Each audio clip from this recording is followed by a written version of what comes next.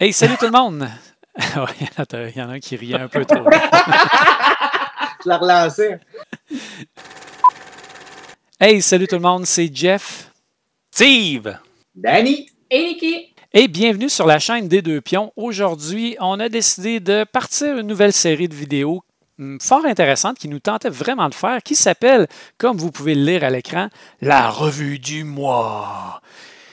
Et on va faire la revue du mois de mars. Donc, qu'est-ce qu'on va faire? C'est très, très simple. On va parler des jeux qu'on a joués au mois de mars. C'est des jeux qui nous ont marqués ou des jeux pour lesquels on a quelque chose à vous dire.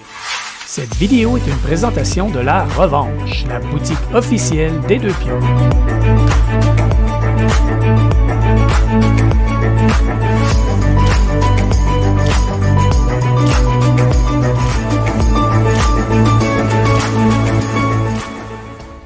On avait proposé de partir ça avec quelques stats. Bon, il y a Steve là, qui ne voulait pas faire les stats, là, mais c'est pas grave. Il est gêné. Je suis gêné. Steve, c'est un grand travaillant. Steve travaille beaucoup et il s'amuse de temps en temps. Donc, je vais commencer ça parce que avant que mon téléphone tombe en mode veille, je vais vous dire tout de suite que j'ai joué 36 parties au mois de mars. J'ai joué à 23 jeux différents. Vous allez voir d'ailleurs dans nos stats qu'on joue à beaucoup de jeux différents. Ça fait partie un peu de notre travail, c'est-à-dire de découvrir plein de jeux pour vous autres. Dans ces 23 nouveaux jeux-là, dans ces 36 parties-là, il y avait 11 jeux qui étaient complètement nouveaux pour moi. Et j'ai joué, parce que je suis une personne sociable, avec 22 personnes différentes. Oh my God! Danny 1, Danny 2, Danny 3, Danny 4. Nicole, tiens, vas-y donc. De mon côté, ça a été 44 parties au mois de mars. C'était un gros mois. La convention de Challenge Board Game a quand même aidé, on ne se le cachera pas. Avec là-dessus 30 jeux différents, dont 24 nouveautés. Ça fait beaucoup de nouveautés. En tout cas, moi-même, j'étais surprise. Ça fait beaucoup de règles à lire. Ben, j'ai la chance quand même que plusieurs personnes puissent aussi m'en expliquer, là, notamment la convention. On a toujours un bel échange là, dans les règles. Fait que c'est le fun de ce côté-là. Puis, petit côté sociable aussi, près d'une 23 joueurs, je crois, 23 nouveaux joueurs. En fait, 23 joueurs pour le mois de mars, dont malheureusement la moitié de mes parties avec monsieur ici juste à côté, Danny lui-même. Malheureusement, Danny, il me disait comment il était content d'avoir joué toutes ces parties-là, Carl, avec toi. Oui, c'est sûr. Donc, mes stats ressemblent aux siennes, évidemment. On peut faire un débat. Je serais curieux de voir dans les commentaires. Est-ce qu'on devrait compter les statistiques de BGA? Ah non, on en a parlé tantôt, Danny. C'est un gros nom. Donc, 35 puis une dizaine, douzaine sur BGA aussi. Là. C'est bon. Steve, ça ressemblait à quoi ton mois de mars? On a joué ensemble, en tout cas, Steve, au mois de mars. Il s'en va. J'ai juste joué à 16 jeux. 16 jeux? Non, j'ai joué 16 parties, 11 jeux différents avec 8 personnes. Quand même. Mais ils étaient de qualité. Voilà. C'est pas des petites games vite, là. C'est des vraies bonnes games. Des belles grosses parties. Yeah! OK. Hey, ben c'est sûr que pour les gens qui ne savent pas, ben, je suis quand même dans l'organisation des Jabs, le gros événement qui s'en vient ce week-end. Oui, c'est vrai. On vous invite encore non. Ça occupe. On va être là, hein, nous, on va être là. Moi, je vais la deuxième semaine. Ben hâte. C'est ma retraite de l'année où je m'en vais jouer tranquillement avec les potes et les potes. C'est très, très plaisant. Les potes et potesses? Oui, c'est ça, les potesses. Vous autres, Nicole, Danny, vous allez là quand déjà? Deuxième week-end également? On va se voir là-bas. Excellent. Good. Hey, j'ai envie de starter ça tout de suite avec juste pour se mettre, faire une petite mise en bouche. Une entrée. On appelle ça une entrée. Une petite entrée, c'est ça. Il y avait le jeu Wandering Towers en anglais, Les Tours ambulantes en français, qui est affiché déjà sur ma page BGG. Fait que je me suis dit, tiens, pourquoi pas commencer avec ce petit jeu-là qui a l'air de rien. Et moi, savez-vous qu'est-ce qui m'a appelé dans ce jeu-là? La première chose, j'ai fait comme, oh, ça m'intéresse, je veux l'essayer. Des tours de magicien. Non. Écoute, Non? c'est les deux auteurs, les deux co-auteurs du jeu. C'est nul autre que Kramer et Kiesling. Donc, deux auteurs de renom qui ont fait plusieurs excellents titres. Et à chaque fois qu'ils sortent un jeu, je veux l'essayer. Steve, un des derniers qu'on a joué ensemble, c'était Renature, qu'on avait bien aimé. Et qui était un coup de cœur. Oui, qui sont capables de faire des jeux complexes, je pense à Tikal, entre autres, des jeux comme ça. Mais Qui était un coup de cœur. Ah non, c'est vrai. Mais quoi que Tikal, c'est dans mes coups de cœur. C'est vraiment excellent. Puis ils sont capables de faire des jeux aussi plus simples. Et les Tours en blanc tombent dans la catégorie des jeux un peu plus simples, rapides. Ça s'explique en 5 minutes, littéralement. Ça joue en 30 à 45 minutes, je dirais. Et c'est super simple. On a des sorciers qui sont placés sur des tours. On a un donjon à la fin de l'espèce d'anneau que vous voyez à l'écran et l'anneau de terrain, là. Puis l'objectif, c'est de faire déplacer ces sorcières-là ou ces sorciers-là pour les amener dans le donjon. Les domper dans le donjon, comme ça. Et évidemment, ça ne s'appellerait pas les tours ambulantes si on ne pouvait pas déplacer les tours aussi. Et vous pouvez voir sur l'image que les tours s'empilent les unes sur les autres. Alors, des fois, on va déplacer les tours, on va les empiler sur les autres, ce qui va cacher les sorciers. Là, il va falloir se souvenir où est-ce qu'ils sont. Les enfermer. Exactement. On va pouvoir déplacer plus qu'une pile de tours tout ensemble, ce qui va venir mélanger le jeu complètement et qui va rendre ça un peu chaotique. Et il faut se débrouiller avec les cartes d'action qu'on va jouer dans notre tour. On va jouer 2 cartes d'action pour réussir à amener nos sorciers, nos sorcières dans le donjon. Et c'est le premier qui réussit à faire ça. Qui gagne la partie immédiatement. Et vous voyez aussi à l'écran qu'il y a des petites potions. Les petites potions, quand vous allez vous faire enfermer vos sorciers, ça va vous faire remplir une potion. Et avec ces potions-là, vous allez pouvoir utiliser des sorts qui sont au milieu de la table qui vont vous permettre de changer un petit peu les règles du jeu. Vous savez déjà à peu près tout du jeu. C'est pour ça que je voulais starter avec ça. J'appelle ça une petite mise en bouche comme ça. Mais je dois avouer que, Steve, on a trouvé ça bien, bien sympathique. Hein? J'ai bien aimé ça. Ouais. Vraiment, là, facile. Ça se prend. C'est encore un bon gateway. Là. Un jeu qui sort vite, qui joue bien, mais qui est vraiment le fun. Moi, j'ai bien aimé ça. Puis ça a l'air niaiseux, mais aligner tes affaires pour réussir à avancer ça, ça tombe dans le donjon, prendre tes potions au bon moment parce que les potions sont à usage unique. Puis souvenir des fois où ce qui sont nos sorciers, sorcières, c'est pas si évident que ça. Fait que il y a quand même un bon niveau là, de tactique, je dirais. Là, de concentration. Oui, c'est ça. On a joué avec Fanny, d'ailleurs, qui était tout mêlé, qui cherchait ses... Non, vraiment. C'est épouvantable. Mais Steve était là pour y rappeler. Ah, ça, ils sont là. Fait que, bref, ça a été un bon petit jeu qu'on a découvert au mois de mars, qu'on a bien aimé. Les tours ambulantes. Visuellement très beau, là. C'est un beau jeu, en plus d'être plaisant. Puis, Ben oui, avec les tours en 3 dimensions. En plus, c'est moi qui les ai bâtis. Là, ça m'a pris quand même une petite soirée faire ça. C'était pas. Il était croche, mais bon. Ça tenait pas, il était tout de même. On voyait nos bonhommes au travers. Il n'est pas champion pour monter des tours, Jeff. Il dit n'importe quoi. Hey, ça, d'habitude, c'est le temps de passer à quelqu'un d'autre. Tiens, j'y vais random avec Danny, parce que je passe toujours à Nicole, parce que je suis galant, mais là, je ne vais pas être galant, puis je vais passer à Danny. Danny, tu nous parles de quoi? On va commencer. Hey, il faisait trop beau en fin de semaine passée. J'espère qu'il va faire beau la prochaine semaine. On est au mois d'avril et c'est le début de ma saison de golf pour les fans de la PGA et j'ai nommé Golfi. Golfi est un excellent filler. On peut jouer à l'extérieur. Il n'y a pas trop de matériel. Des cartes, en fin de compte, on va jouer 2 manches, un 9 trous suivi d'un autre 9 trous. En fin de compte, on va tourner des cartes, on va les déplacer. Quand il y a des cartes qui vont nous dire qu'on doit résoudre un trou, on va choisir une des 3 colonnes pour avoir le score le plus faible possible. Depuis la sortie du jeu, là, j'ai des dizaines et des dizaines et des dizaines de parties. Puis je trouve que, tu sais, il y a des jeux de sport, j'en nommerai pas, mais... Attends. Tu as joué 40 parties, tu as dit des dizaines, des dizaines. Ça veut dire qu'il y a 30 parties sur tes 40 qui servent juste à jouer à Golfi, c'est ça? Fait que moi, je pense que je suis pas si pire que ça avec mes parties. Au total, je veux dire.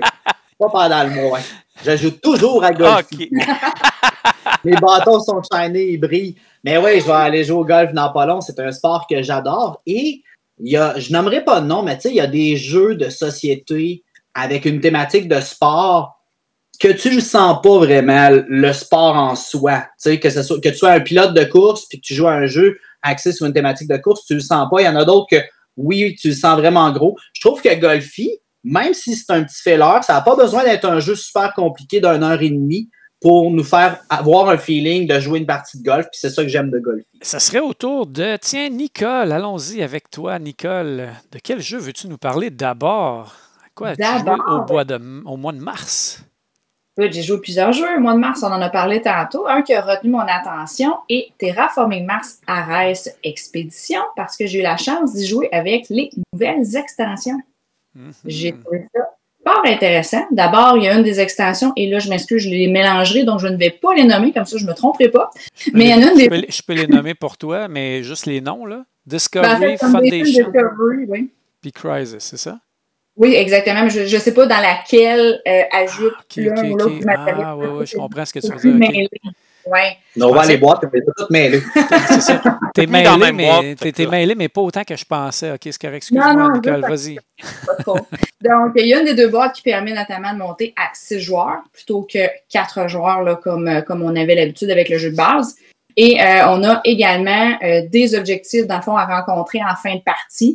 Qui seront disponibles pour l'ensemble des joueurs. Puis il y a aussi des objectifs qui sont ajoutés, je veux dire des objectifs un peu une course, un effet de course là qu'on va aller chercher avec certains petits objectifs. Donc le premier qui le réalise récupère dans le fond la tuile et marque 3 points. Donc si plusieurs joueurs le font au même moment, le 3 points est disponible pour l'ensemble de ces joueurs-là. Mais il y a cet effet de course-là qui est ajouté, qui permet d'ajouter une petite couche de profondeur qui nous ramène un peu plus près du Terraforming Mars qu'on connaît, mais avec la fluidité de Ares Expedition que moi j'apprécie là, tout particulièrement. J'ai une question, Nicole. Est-ce que la boîte, c'est seulement une extension ou il y a tout le jeu dedans? Faut avoir les deux boîtes. Faut malheureusement acheter toutes les boîtes. En tout cas, moi, quand je l'ai essayé, j'avais la boîte de base, puis chacune des extensions, c'était une boîte séparée, mais je crois que pour les supporters de la campagne, le Kickstarter, eux avaient une méga boîte avec toutes les 3 extensions dedans, dans le fond. Je pense que c'était comme ça. Megabox. Oh, Megabox. J'aime ça. Megabox! Megabox de luxe. Parce que Big Box, c'est plus suffisant. Oui, puis d'ailleurs, pour ça, je sais ça, ce bout-là, je le savais, là, ceux qui ont acheté la boîte avec les 3 extensions dedans, le jeu de base rentre dedans aussi. La boîte est un petit peu plus gros, fait que je pense que tu es capable de tout mettre dans la boîte de l'extension, ce qui est quand même positif. Là, je le montre justement à l'écran actuellement. Mais c'est bien, fait que tu as aimé ça. Moi, j'ai une question. Puis je t'ai écouté, mais en même temps, pour ceux qui pensent que des fois je suis mêlé, oui, mais c'est parce que je m'occupe aussi de la console, fait que je fais défiler les images, mais est-ce que ça DJ du Megabox! Est-ce que ça ajoute un élément qui vient forcer un peu la fin de la partie? Parce que moi, c'était ça qui m'avait un peu déçu du jeu de base. C'est que si il reste, par exemple, 2 joueurs dans la partie ou 3 joueurs, si les joueurs veulent étirer la partie, c'est très, très possible parce que c'est les joueurs, avec les choses qu'ils vont construire, qui vont venir comme créer les conditions pour que la partie se termine. Puis ça m'avait un peu agacé. Il n'y avait pas comme quelque chose qui forçait cette fin de partie-là. T'as-tu noté ça, Nicole?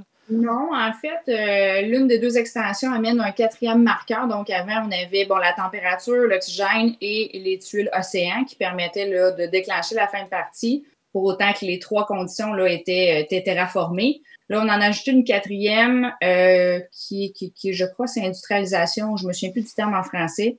La 4e piste.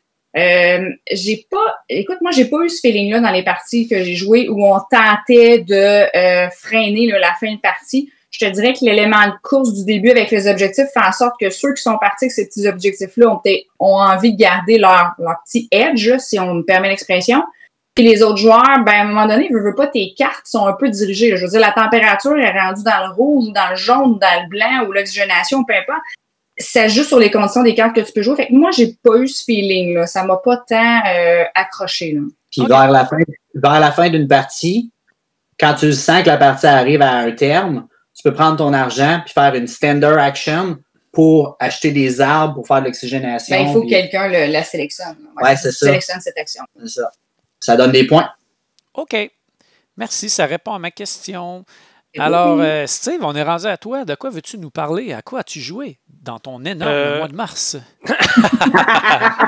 J'ai joué à un bon jeu que j'ai déjà parlé là, dans nos jeux à 2 joueurs, que j'ai rejoué durant mon mois, c'est Skulk Hollow. Un jeu que j'adore à chaque fois. À chaque fois que j'y joue, j'aime ce jeu-là, sa simplicité, mais tout avec sa complexité, puis sa diversité avec les différents monstres que tu peux choisir, ou quand tu es des renards, les différents rois là, que tu peux choisir. Ben, je dis le roi, mais ton personnage principal. Vraiment, puis il est beau ce jeu-là. Vraiment. Puis il est le fun, puis il joue vite. Tu finis une partie. Puis t'en joues tout de suite un autre, tu dis, ah ben là, moi, je vais prendre un monstre, puis là, toi, tu vas prendre les renards, puis à toutes les personnes à qui je l'ai fait découvrir, tout le monde a adoré ce jeu-là. Mais vite, c'est quoi il faut que tu fasses pour ceux qui ne connaissent pas? C'est quoi le but du jeu? Ben, dans le fond, les renards, eux autres, ils ont comme réveillé une entité un gros monstre. Parce qu'ils exploitent les terres et le monstre veut se venger que les renards exploitent les terres. Donc, une personne joue le monstre qui veut exterminer les renards. Et les renards, eux autres, ils veulent exterminer le monstre qu'ils viennent de réveiller. Donc, puis je trouve qu'il y a vraiment un look jeu vidéo, dans le sens que, tu sais, le monstre, tu as comme 2 plateaux. Tu as le plateau avec tes meeples que tu te déplaces, et en plus, tu as un board à côté qui est le monstre, où ce que là, avec tes renards, tu vas grimper dessus pour essayer de l'éliminer. Donc, y éliminer certaines parties pour... dans le fond, pour y éliminer pour plus qu'ils puissent utiliser certaines cartes. Et si tu l'élimines complètement, ben là, les renards gagnent, eux, la partie. Donc, c'est un peu ça, Skulk Hollow. Et là, Danny et Nicole ont l'extension qui vient de sortir. Il vient de sortir. C'est un stand-alone. Donc, on peut jouer en plus tout seul, on peut jouer Skulk Hollow tout seul, ou on peut combiner les 2 boîtes pour jouer jusqu'à 4 joueurs. Donc, ça peut devenir un 2. Ça, c'est cool. Il est froid. Fait que, bref, au lieu d'être des renards, ce sont des ours polaires. Et les 2 boîtes se combinent, mais c'est des animaux comme on voit sur la boîte que c'est une araignée de glace. Je vous dirai pas les autres. Vous le regarderez en temps et lieu. Mais effectivement, c'est aussi un de mes jeux favoris à 2, fait par Majetka, qui fait Role Player, qui est une licence que j'adore aussi, là, mais c'est un excellent choix. Ah, ben oui, j'avais même pas remarqué que c'était le même auteur. Ben oui, tu as raison. Role Player, qui est un jeu que j'adore. Je sais qu'il y a certaines personnes, je le recherchais, Skulk Hollow, pour l'acheter, puis il commence à être difficile à trouver, mais là, probablement, avec l'arrivée de celui-là, ben, ça va peut-être en remettre sur le marché, donc sautez là-dessus, je vous le conseille fortement. Pour moi, c'est un grand coup de cœur. C'est dans mes jeux préférés à 2 joueurs. Vraiment. Mais là, si j'ai bien compris, là, Danny, on peut maintenant jouer à 4. Yes. Hey, si on a les 2 boîtes. Si on a les 2 boîtes, ouais, c'est ça. Parfait, super. Fait qu'on s'organise ça m'intéresse. Ça va être le fun. Vraiment. Cool. Fait que ça veut dire qu'il va falloir que j'amène au jab le Skulk Hollow, puis vous allez amener... Voilà, c'est réglé. C'est quoi? C'est Peak, mais j'ai juste Peak dans la tête. C'est Mold Peak. Mold Peak. Okay. Je suis jaloux. C'est mon tour. Je vais y aller avec un jeu. Attends, Jeff. Oui, je vais te le dire. Ben oui. Jeff, toi! Oui. Ah, hey. Enfin, on me donne la parole. Je suis toujours Jeff, à toi la parole. Ouais, je vais y aller, tiens, avec Destiny, que j'ai découvert. On a reçu ça là, de Hilo. J'ai découvert ça au mois de mars. Et j'ai joué plusieurs parties. J'en ai parlé dans mon coup de cœur avec le professeur Board Game. Destiny m'a vraiment laissé un bon goût dans la bouche. Donc, pas d'arrière-goût. Non, un jeu qui est absolument superbe, avec une mécanique qui colle parfaitement au thème, et c'est plaisant. C'est pas un jeu que je dirais qui est mécaniquement parfait ou révolutionnaire, mais c'est un jeu, si vous voulez un jeu avec une thématique forte, vous voulez avoir l'impression vraiment d'avoir votre brasserie puis de préparer votre boisson, avec un petit effet quand même de chance qu'on peut mitiger, et un matériel absolument fantastique, autant dans la version Kickstarter Deluxe que dans la version retail, en magasin. Bon, là, vous voyez les pièces en métal. Évidemment, ça, c'est dans la version Kickstarter. Dans la version retail, c'est des pièces en carton. Mais tout le reste, les game trays, les cubes, les cartons avec toutes les boissons, tout ça, là, ça vient tout dans le jeu de base. Et j'ai vraiment aimé ça. En tout cas, j'ai eu du fun. Puis toutes les personnes à qui je l'ai fait jouer, honnêtement, je n'étais pas sûr en lisant le livre de règles. Je disais, ah, c'est juste ça, c'est comme, OK. Puis toutes les personnes à qui je l'ai fait jouer, ils ont tous aimé leur partie, ils voulaient tous leur essayer. Donc, c'est un jeu qui est assez compliqué à expliquer, beaucoup de règles, mais une fois qu'on a fait un premier tour, ça va bien, ça joue bien, les gens embarquent comme il faut, puis c'est facile là, de continuer. Puis il y a quand même un certain défi de réussir à brasser certaines boissons qui sont plus complexes. Donc, une belle rejouabilité. On change beaucoup d'objectifs ou même les boissons qu'on peut brasser, nos brasseurs aussi, nos distillateurs. Donc, une belle production. Pour vrai, un jeu qui est plaisant, qui descend bien. Fait que c'était mon jeu Distay. Steve, c'est maintenant toi qui as la boîte, donc j'imagine que tu vas l'essayer bientôt. Je pense que tu vas aimer ça.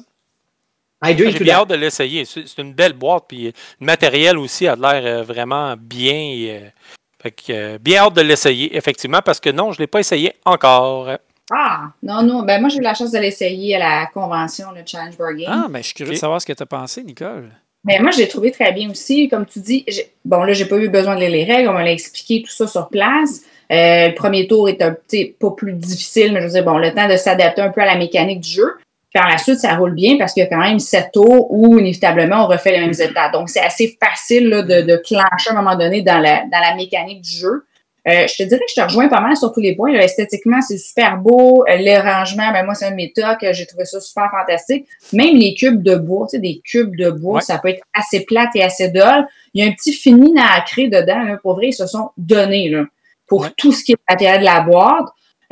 J'ai joué une partie à 4 joueurs, donc c'était quand même fort intéressant. On n'était pas full art, je pense qu'on peut jouer à 5. Je sais pas au niveau de la rejouabilité, vu que j'ai juste joué une partie, là, c'est là-dessus où je peux pas te seconder vraiment. Mais je pense que oui, il peut y avoir une belle diversité dans les cartes, puis on nous a montré le matériel à l'intérieur. Fait que je pense que oui, là, il peut y avoir un intérêt à plus long terme pour le jeu. Bien, c'est ça. Ils ont mis beaucoup de diversité au niveau des objectifs. Au niveau, là, j'ai la feuille justement des recettes. Ça, on peut changer ça à toutes les parties, puis il y en a quand même plusieurs. Puis il y a aussi les distillateurs. On part chacun avec un petit pouvoir personnel. Il y en a quand même plusieurs dans la boîte. Puis ceux qui ont la version Kickstarter, il y en a encore plus. C'est sûr que, comme tu as dit, Nicole, tu joues 7 fois un peu la même chose. C'est-à-dire qu'on va au marché, on prépare notre boisson, on brasse, puis on vend. Oui, ça peut peut-être devenir répétitif à la longue, mais je pense qu'il y a quand même une assez belle diversité pour plaire pendant un bon bout de temps. Puis comme on a beaucoup de jeux, de toute façon, c'est des jeux qui ne reviennent pas aussi souvent que ça sur la table. Donc, à chaque fois qu'il va revenir, il va être plaisant. Puis les gens qui vont découvrir le jeu, je pense, en tout cas à date de ce que j'ai constaté, ont tous bien aimé leur première partie. Là. Surtout les passionnés de boissons, évidemment, se retrouvaient beaucoup là-dedans. Et dans le livre de règles, je l'avais dit dans le coup de cœur, mais dans le livre de règles est intéressant à lire parce qu'il nous raconte un petit peu comment ça fonctionne, le brassage. Et ils ont vraiment essayé d'appliquer ces règles-là au jeu. Donc, j'ai trouvé ça intéressant quand même. Il y a un bel effort qui a été fait là-dessus. C'était donc Distay. Tant qu'à être dans l'alcool, je vais embarquer dans un autre jeu pour suivre la thématique d'alcool. Ah ben, vas-y donc. Et je parle de Scarface 1920. On parle de la prohibition. Oui, effectivement. Ouais, donc, gros Kickstarter que j'ai reçu où ce qu'on joue des mafieux et on veut faire le trafic d'alcool et d'armes à Chicago. Plusieurs mécaniques. Vous irez voir la vidéo. J'ai fait une petite vidéo qui explique un peu les principales mécaniques. Donc, où est-ce qu'on a du contrôle de territoire, on a du deck building, on a après ça un peu d'évolutif, où est-ce qu'on a un gang qu'on va faire évoluer. Il y a beaucoup de choses dans ce jeu. J'ai joué à 2 joueurs, j'ai joué à 3 joueurs, j'ai joué à 4 joueurs. Donc, je l'ai essayé à différentes, configurations, merci. Fait que j'ai bien aimé mes parties. Puis, Steve, on a joué ensemble. Oui. Puis je suis d'accord avec toi. J'ai beaucoup aimé le jeu. Encore un autre jeu avec une thématique que j'ai trouvé très, très forte. Très lourde, pas lourde, mais très présente. Oui, très présente. J'avais vraiment l'impression d'être chef d'un gang dans Chicago, puis d'essayer de vendre des trucs pas tout à fait légaux. Par contre, la seule affaire, on a joué, il faut que vous ayez du temps devant vous, là, parce que c'est assez long. C'est en plein, ça. Mon plus gros défaut, c'est pas nécessairement la longueur du jeu, parce qu'un jeu qui est long et que c'est le fun tout le temps, pas de problème avec ça. Tu ne vois pas le temps passer. C'est downtime. Oui, c'est plus la longueur avant que ça revienne à ton tour. Moi, c'est plus ça qui m'a un peu que j'ai trouvé plus négatif, si on veut. Mais je rejouerai. D'ailleurs, on va rejouer au Jab. On s'est dit qu'on allait réessayer ça. Mais je l'explique d'une manière parce que c'est un jeu qui a tellement d'options, tellement de choses qu'on peut faire que pour des nouvelles personnes, il y a un peu d'analysis paralysis. Ils regardent, puis qu'est-ce que je fais? Parce que tu fais quand même juste une action, mais tu as le choix entre plusieurs options. C'est ça. Fait que là, qu'est-ce que je fais? Je n'ai juste une. Fait que là, les gens veulent faire la meilleure. Fait qu'ils analysent beaucoup. Et aussi, c'est un jeu qui est asymétrique. Fait que si tu joues avec tout le temps des nouvelles personnes, mais le temps de bien saisir ton gang, tu sais, là, parce que ton boss, quand tu l'actives, il y a plein d'habilités. Fait que qu'est-ce que je fais dans mes habilités? Celle-là, qu'est-ce qu'elle fait? Fait que c'est ça qui rend le jeu long, là. Tu sais, on a joué à 4, puis ça a pris 4 heures comme il faut jouer la partie. Puis là-dessus, ben justement, il y a beaucoup... T'attends à ton tour, tu sais.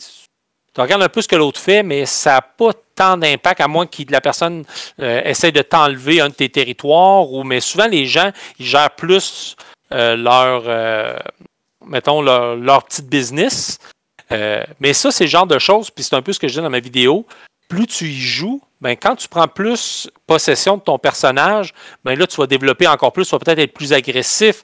Vu que c'est nouveau, ben là, tu essaies juste de gérer ta patente puis d'essayer de catcher ton petit engin parce que tu as de l'engine building là-dedans. Fait que là, tu essaies tout d'optimiser. Fait que tu portes moins attention aux autres. Fait que c'est un peu... Fait que la première partie, ce jeu-là me fait penser un peu à Dwelling of Eldervale.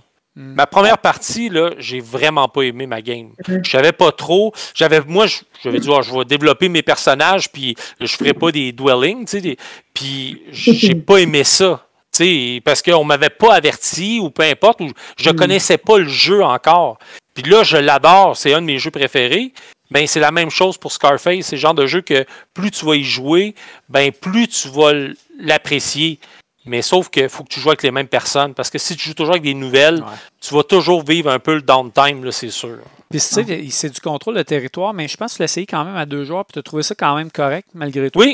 Oui, parce que tu as moins de quartiers, parce que tu places dans. Tu sais, tu as comme des secteurs dans Chicago, puis dans chaque secteur, il y a les quartiers, puis c'est ça que tu prends possession, puis tu en as moins. Fait que quand tu as moins de joueurs, puis tu as moins.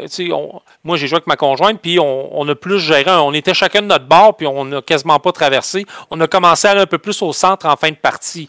Fait que, mais sauf que c'est le fun, pareil, de développer tes dealers, parce que dans le jeu, tu développes des dealers qui.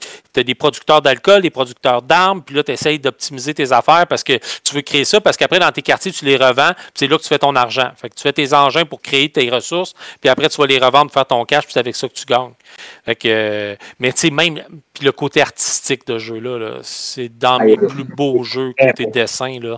Vraiment incroyable. Fait que voilà pour Scarface. Donc, c'est pas. Il n'est pas encore. J'ai pas assez joué encore. J'aimerais ça rejouer, justement, mais Jeff va avoir déjà joué, puis rejouer avec du monde un peu plus habitué. Puis je pense que ça va ajouter du plaisir au jeu, c'est sûr. Ça va accélérer la cadence qui est un peu le côté négatif du jeu quand tu joues avec des nouvelles personnes puis il y a beaucoup de joueurs. Mais je pense que le compte idéal, c'est 3 joueurs. C'est ce que je pense pour ce genre de jeu-là. Tout à fait. Excellent. Qui veut se lancer pour le prochain? Nicole, Dani? Quoi? Vas-y. Tabarnouche, je suis galant, vas-y. Tabarnouche. Nicole. J'en profite. Chicanez-vous pas, là. Hey, on veut pas de chicane de coupe à l'écran. Non, pas de chicane. Je vais profiter de sa galanterie.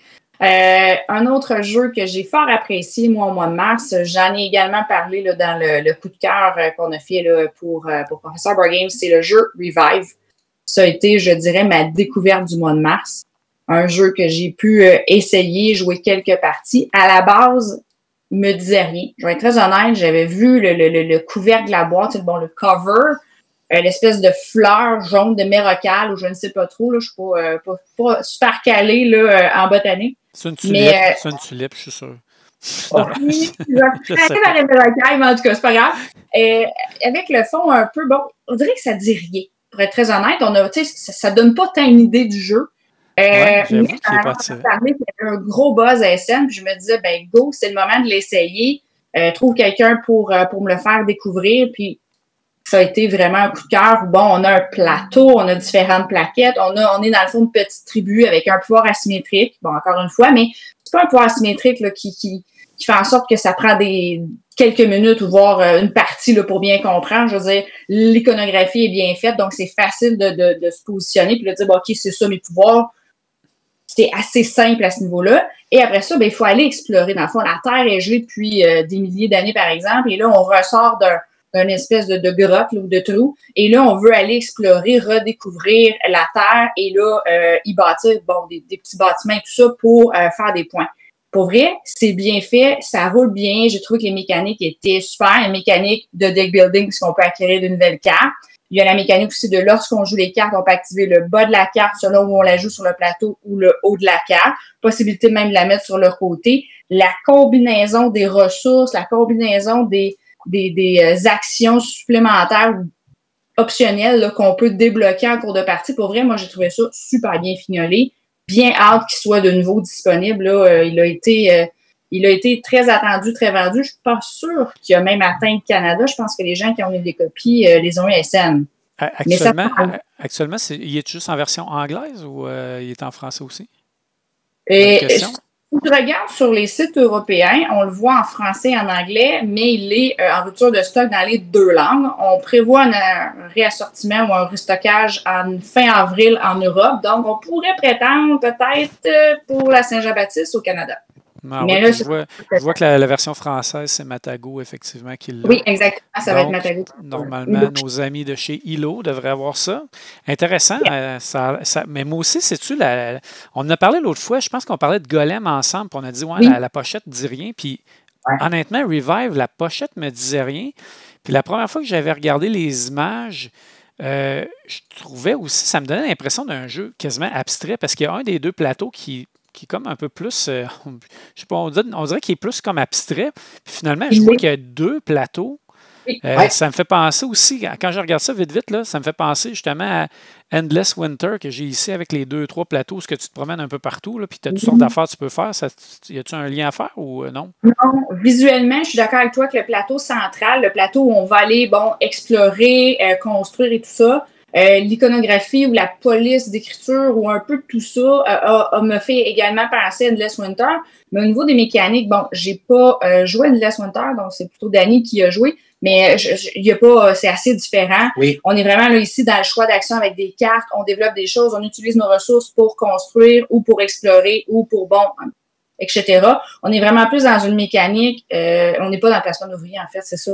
C'est qu'on est vraiment dans une sélection d'actions, utilisation de ressources, gestion de cartes avec une possibilité un peu de deck building. C'est pas le deck building du siècle. On n'est pas dans un Dominion, par exemple, où on a fait que ça, acheter des cartes. On est loin de ça.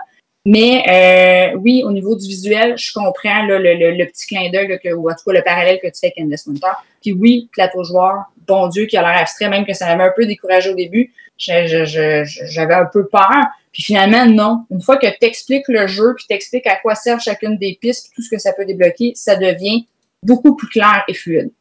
OK. Là, tu as clairement piqué ma curiosité. C'est dans ma liste de jeux que j'ai le goût de découvrir prochainement. Là. Tu vois, ça ne me disait rien du tout. Puis là, wow, non, je pense que je vais aimer ça.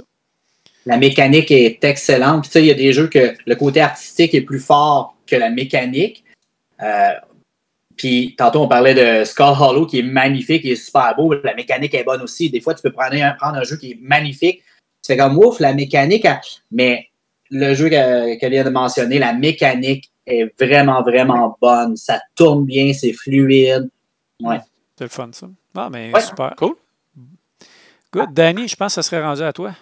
À moi, d'accord. Je vais vous parler d'un jeu que vous ne connaissez pas. Là, on est en avril 2023 et le hype est sur Frosthaven, le grand frère de Gloomhaven. J'ai joué à Gloomhaven et j'ai un de mes amis, il y a 1 an et demi, qui m'a dit « J'ai reçu un jeu, ça ressemble à Gloomhaven, ça te tente-tu de jouer? » J'avais adoré Gloomhaven, j'ai dit « Pourquoi pas? » Dans le temps, il y avait Maverick avec Tom Cruise qui commençait à refaire leur film des années plus tard. Fait que Maverick a été décollé dans l'espace pour jouer à Star of Acarios. Danny, Star of Acarios. Hey, je dois te donner je vais te décerner la palme. Tu m'as battu. Tu as maintenant la plus longue intro avant de présenter le titre d'un jeu. Yes! OK, je te laisse aller, vas-y. C'est un legacy sur 3 chapitres. La particularité du jeu, c'est que, pour vrai, quand j'ai lu les règles, j'ai fait « Ah ouais, il y a quelqu'un qui a osé copier Gloomhaven. » Et quand on l'a mis sur la table et qu'on a commencé à jouer, j'ai comme fait « Non! » Il y a vraiment il y a un feeling de jouer à Gloomhaven, tout à fait, mais on a 4 dés. Sur les dés, il y a soit mouvement, soit combat et soit stress. Stress, c'est un joker. Tu n'es pas obligé de jouer toutes tes dés, mais si tu sélectionnes ton dé de stress, tu vas monter une échelle de stress qui va rajouter des miss dans ton paquet pour le combat en soi. Et ce qui est vraiment très bien du jeu, c'est que je dirais 70% du jeu, ce sont des combats dans l'espace. On est 2, 3, 4 vaisseaux. On se fait attaquer par une flotte. Il y en a 2, 3 qui sont élites. Il y en a 2, 3 qui sont plus gros. On se promène. La grosse beauté du jeu, c'est qu'on soit à 3 ou à 4, on peut jouer tout en même temps. C'est en auto. Ce que j'ai pas vraiment vu dans Gloomhaven, parce que très souvent, il y a un aspect de corridor. Tu sais, l'archer va lancer sa flèche. Si le monstre n'est pas mort, le guerrier va l'attaquer, mais si le monstre est mort, le guerrier va passer tout droit. Tandis que dans Star of Acarios, on est dans l'espace. Vous deux allez à droite, ça se passe pas bien. On voit le troisième, moi je vais y aller en solo du côté gauche. Fait qu'on peut tous jouer nos actions en même temps. Puis bref, on prend nos 4 dés et on les met sur nos cartes qu'on avait choisies. Fait qu'on a des manœuvres de base, que ce soit attaque ou mouvement. Puis on a des mouvements avancés. Rendu après ça, on a des technologies, des copilotes qu'on peut obtenir. Ça, c'est l'aspect spatial. Et il y a aussi l'aspect découverte. Il y a plusieurs decks de planètes que là, on va vraiment être un humain sur la planète, un humain ou une race extraterrestre quelconque, qui va se promener sur une planète. On va découvrir et on va découvrir l'histoire. L'histoire est très, très, très, très bonne de Star of Acarios. On joue une fois par semaine depuis plus d'1 an et on a presque fini le 3e chapitre. Là. J'ai très hâte de voir la fin du jeu, là, mais c'est un excellent jeu que je vous recommande. Star of Acarios. Puis j'ai montré des images là, tout le long pendant que tu parlais, puis ouais, ça a l'air vraiment intéressant. Ouais. Il y a la version de luxe qui a des vaisseaux en mini. Sinon, c'est des cardboard qui se rentrent après des. Okay. Puis pour l'avoir essayé avec toi, quelques scénarios là, à la base pour bien comprendre le jeu, puis bon, pour l'essayer, le tester. J'avais pas été une fan de Gloomhaven. Cela dit, le jeu est bien huilé, le matériel était beau, là, ne me garochez pas des pierres parce que je n'ai pas aimé. Pas mon genre de jeu, mais je lui ai quand même donné 8 Nicole, sur PVD. J'ai pas aimé Gloomhaven non plus. Bon, mais essayez de me comprendre. Cela étant dit, quand on a joué à Star of Acarios, j'ai aimé ça, la mécanique des dés qui permet de faire des attaques qui peuvent être différentes en fonction de ce que tu as ressorti. Puis l'effet un peu combiné, comme tu disais, que là, bon, finalement, l'attaque là est finie, je peux me diriger ailleurs. On n'a pas fait tous nos mouvements d'avance, puis là, on se ramasse à rien faire parce que ça a trop bien été. Genre, jouer après Danny, monsieur, j'excelle dans un lancer de dés. 6. Oui, c'est incroyable. Alors, il vous préfère m'envoyer d'avance, comme ça, je fais 0, 0, 0, et après ça, je peux jouer. Mais n'empêche que je trouvais la mécanique mieux faite à ce niveau-là. Je trouvais ça plus intéressant de la façon dont c'était amené, de mon point de vue, tout à fait personnel. On est bon dans des coops. Vas-y, passe devant! C'est rien, je vais y aller. Je vais y aller. Sais-tu quoi? Je vais te suivre, Danny, dans les jeux à campagne, les jeux à histoire, parce que moi aussi, j'ai commencé une nouvelle campagne au mois de mars, une campagne à 2 avec ma conjointe Nathalie, un jeu que j'attendais depuis longtemps, que ça fait un bout qui est sorti en anglais, mais il est sorti en français il n'y a pas si longtemps que ça. Et Randolph a été assez gentil pour m'en envoyer une copie pour que je puisse essayer. Et j'avais très, très hâte de jouer à Sleeping Gods. Un jeu de Ryan Laukat qui est un auteur, compositeur, interprète, ça se dit-tu ça dans les jeux? Un gars qui fait tout finalement, les dessins, l'histoire, le design du jeu. Je dois avouer que bon, je l'aime bien, Ryan, il fait des bons jeux. J'aime pas nécessairement tous ces jeux en profondeur, mais celui-là m'intriguait beaucoup. On m'avait beaucoup parlé de l'aventure qui était très, très intéressante. Et ça a piqué ma curiosité. Une belle grosse boîte que j'ai juste ici d'ailleurs, et avec beaucoup de matériel, avec un livre un peu à la Gloomhaven, les mâchoires du lion, que tu déplies puis tu as des cartes. Avec un bateau que tu promènes, tu te ramasses au début, tu deviens comme perdu dans un monde inconnu. Là, tu traverses un nuage, je ne me souviens pas trop. En tout cas, tu as un brouillard, puis tu arrives dans une série d'îles dans un monde inconnu, puis tu veux retourner chez toi, évidemment. Et pour réussir ça, il faut que tu plaises aux dieux qui dorment. Donc, j'en dirai pas plus, mais tu te promènes un peu partout et c'est vraiment un jeu d'exploration. C'est complètement ouvert. Il y a une bonne 10-12 pages, certains, de maps que tu peux aller explorer qui forment comme une espèce de grosse carte des îles. Puis tu vas déplacer ton navire, tout ça. Et d'ailleurs, il faudrait bien que je montre des petites images. Je parle, mais c'est pas évident de faire les deux en même temps. Donc, on voit ici là, la carte avec les îles. Fait qu'il y a des sections on va déplacer notre navire là-dessus. Puis, il y a des chiffres qui sont encerclés dans des cercles jaunes et rouges qui vont faire référence au livre d'histoire. Puis là, ça va raconter l'histoire. Puis, tu vas avoir des décisions à prendre. Et ce qui est intéressant aussi, c'est que tu as un équipage, tu as 9 membres d'équipage que tu vas te séparer, comme nous, on joue à 2, donc on a 4 chacun, et il y a la capitaine Odessa qui, elle, appartient comme aux 2 joueurs. Puis, on va pouvoir développer ces personnages-là, puis utiliser leurs compétences au fil des épreuves qu'on va devoir traverser. J'ai trouvé ça vraiment bien. Puis, juste pour faire un parallèle, j'ai fait la campagne, on a terminé la campagne de Role Player, on en parlait tantôt, Role Player Adventures. J'ai beaucoup aimé l'histoire de Role Player Adventure. On l'a dévoré, on l'a tout joué, on a bien aimé ça. Mais personnellement, au niveau mécanique, je trouvais le jeu un peu ordinaire et répétitif. À date, avec Sleeping God, je trouve que les challenges, les combats sont beaucoup plus intéressants et je trouve que c'est un plus gros défi.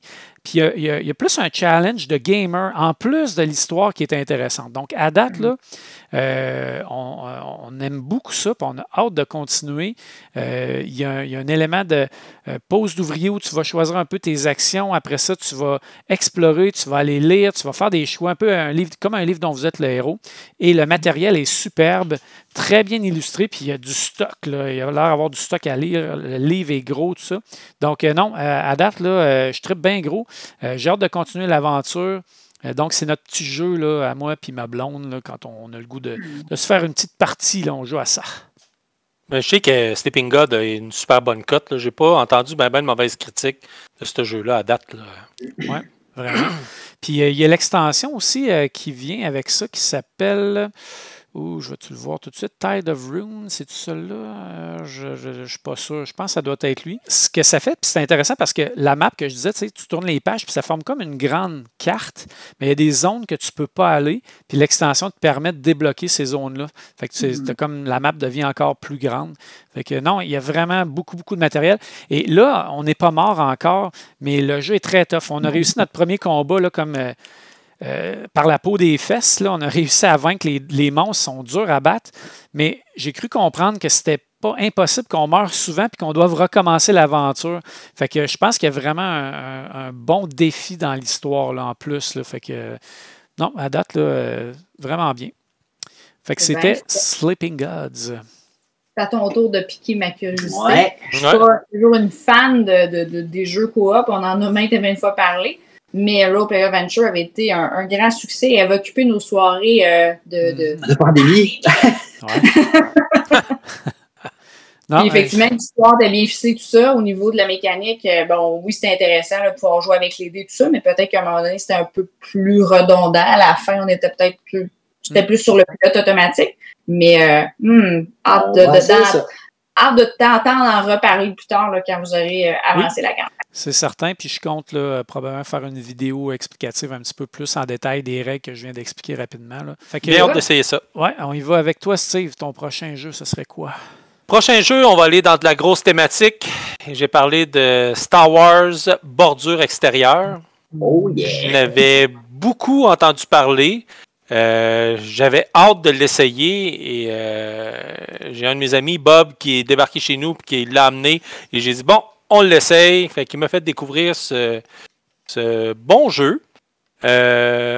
Je dois dire que, bon, le principe, c'est que tu es un chasseur de primes et tu te promènes dans la bordure sur différentes planètes et c'est un pick-up and delivery. Tu ramasses quelque chose, tu vas le porter, tu fais du cash, puis c'est le premier qui ramasse, c'est 8 points, je pense, 8 ou 10, je pense que c'est 10.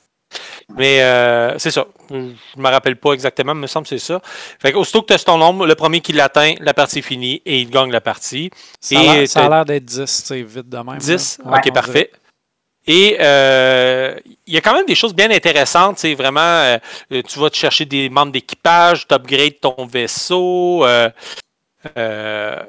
Mais j'ai resté un peu sur mon appétit. Je dirais que, on a tendance, vu que c'est comme un peu dans la même série, j'avais tendance à émettre une cote à la Star Wars Rebellion, qui pour moi est un de mes jeux préférés. Ben oui, c'est ça. Que tu te rappelles de ce qui s'est passé. Je m'attendais à ça.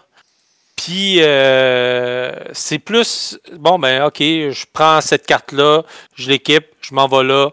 Je trouvais qu'il manquait un petit peu de viande, je dirais. Puis j'ai pas senti, moi, on avait l'extension, mais j'ai pas senti, on n'a même pas passé au travers de toutes les cartes, parce qu'il y en a qui disent que la rejouabilité est pas trop forte parce que tu passes vite les cartes, parce qu'il n'y en a pas tant que ça. J'ai pas senti ça vraiment, mais c'est plus... C'est un pick-up and delivery. Fait que si à la base ça peut t'ennuyer ou c'est pas dans ton type de jeu, pas parce que c'est un Star Wars, à mon avis, qui va faire une grosse différence. Malheureusement, pick-up and deliver, comme pas une grosse cote là, chez la plupart des gamers, c'est souvent dans les mécaniques les moins aimées des joueurs. Probablement à cause de l'effet un peu répétitif, généralement, là, du style. Mais il y a quand même, moi, il y a plusieurs jeux que j'aime qui ont cette mécanique-là dedans. J'avoue que Outer Rims, bordure extérieure, m'attirait beaucoup. Évidemment, principalement à cause du thème Star Wars que j'adore. Mais je serais quand même curieux de l'essayer. Ben, si, ça a été une belle partie, mais c'est pas un jeu que j'aurais le goût de ressortir tout de suite, en tout cas. J'ai joué une fois, puis je me sentais très satisfait versus... Je trouve déjà, c'est un indice qui dit, bon, OK, je me le procurerai pas. J'ai des amis qui l'ont, puis ils le mettraient sur la table, tu joues-tu? Oui, je rembarquerais. Oui, puis j'essaierais d'autres choses, ou un nouveau personnage, parce qu'ils ont toutes une petite habilité différente, mais il y a certaines habilités qui sont meilleurs que d'autres. Bob avait son personnage, il utilisait beaucoup l'habilité de son personnage, puis moi jamais. Puis ça lui donnait un petit edge, et c'est lui qui a gagné, mais on se tenait d'un point. S'il ne gagnait pas à la fin de son tour, si ça revenait à mon tour, je gagnais. Fait que on était vraiment sur le edge là, au niveau des points, mais c'est un pick-up and delivery. OK, cool. Mais j'avais entendu, pour y avoir joué quelques parties, 2, 3, j'avais entendu qu'il fallait jouer avec l'expansion aussi. Probablement parce que, tu sais, exemple, je le spoilerai pas, mais il y a une carte qui dit en 4 étapes comment faire le braquage du Crystal Saber, mettons, tu sais, pour aller trouver un cristaux. Ben, tu vas faire les 4 jets. Puis si tu ne l'as pas le premier, ça t'emmène à...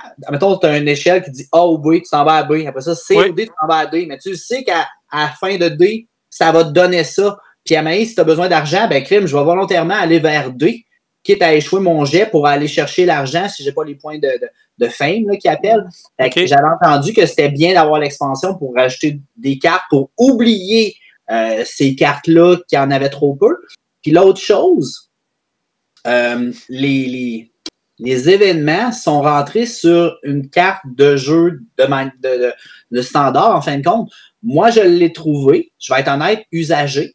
Je l'ai pris en anglais, je l'ai revendu, puis je l'ai racheté en français pour être capable de... Tu sais, je suis parfaitement bilingue, mais je trouvais que c'était plus le fun avec mes amis français de raconter l'histoire de la carte puis qu'on la comprenne instantanément bien. Moi, j'ai joué en français aussi, puis c'était bien agréable.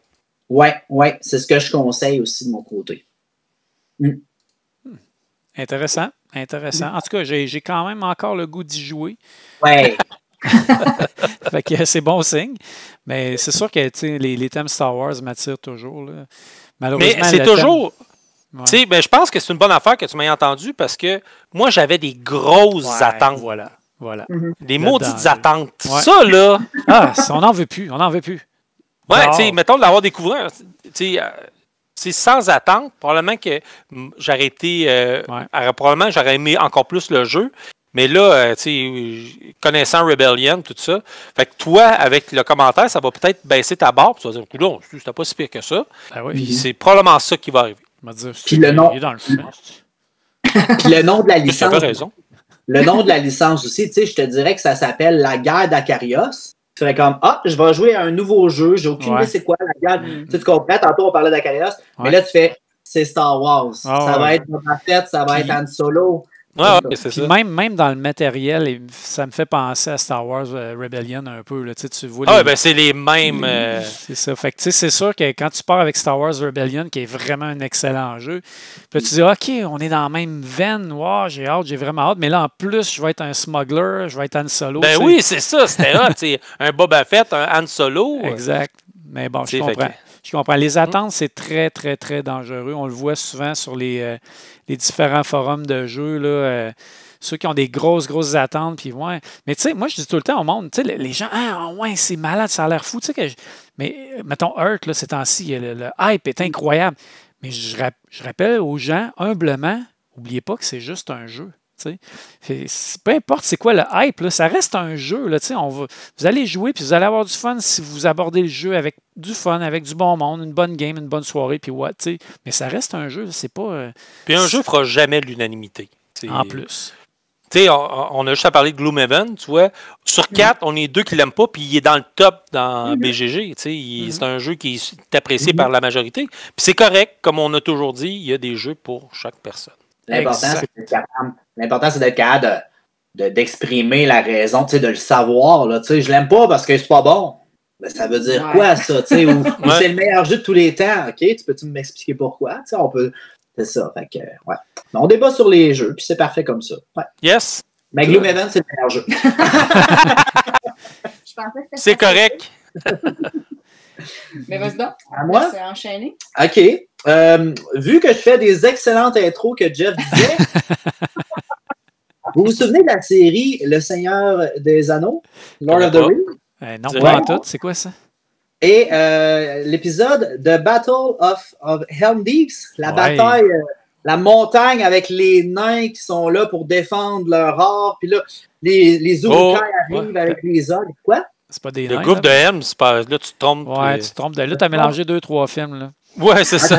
En tout cas, ces 3 films-là ensemble font le jeu de société que je vais vous parler, qui est Siege of Valeria.